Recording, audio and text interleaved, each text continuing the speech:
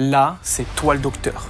Maxime est toujours en arrêt cardiaque. Tu poursuis le massage et tu te rappelles, juste avant, il était en fibrillation ventriculaire. Tu lui as administré un choc électrique et maintenant, tu regardes à nouveau le scope et là, tu vois une ligne plate.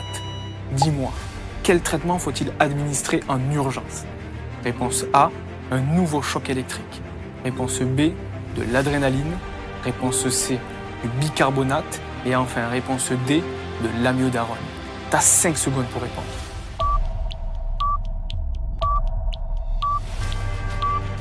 T'as coché l'adrénaline, bien joué doc. Là, son cœur est en asystolie, ce qui signifie qu'il est totalement à l'arrêt. Dans ce cas-là, on ne choque pas, ça ne sert à rien. On fait un massage cardiaque continu et on rajoute de l'adrénaline toutes les 3 à 5 minutes. Vas-y, je comprends vraiment rien à ce que tu racontes. Mais si t'inquiètes, c'est pas si compliqué que ça. Je t'explique. Bon, déjà, l'asystolie, qu'est-ce que c'est? Comme tu le sais maintenant, le cœur bat grâce à une activité électrique régulière. Ce signal, il est transmis aux cellules cardiaques qui vont se contracter et propulser le sang dans le corps. Mais dans une asystolie, le cœur n'émet plus aucun signal. Il n'y a ni contraction, ni activité électrique. Ce que tu vois sur le scope, tout bêtement, une ligne plate. C'est un arrêt cardiaque complet, avec 0 impulsion, 0 perfusion. Et donc, pourquoi on donne de l'adrénaline? Bon, t'as compris, dans ce cas, le choc électrique est inutile, car il n'y a aucune activité électrique à réinitialiser, vu qu'il n'y en a plus du tout. Par contre, l'adrénaline, elle, a un autre rôle très utile.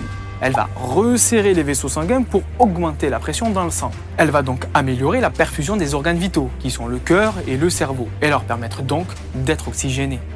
Et en plus, elle prépare le terrain pour qu'un signal électrique revienne si le cœur est encore récupérable. Et pour qu'elle fonctionne, il faut absolument continuer le massage cardiaque, sans interruption, pour faire circuler le peu de sang disponible vers les organes. Mais tu continues de masser Maxime, tu regardes le scope encore une fois et cette fois, tu vois une activité électrique organisée.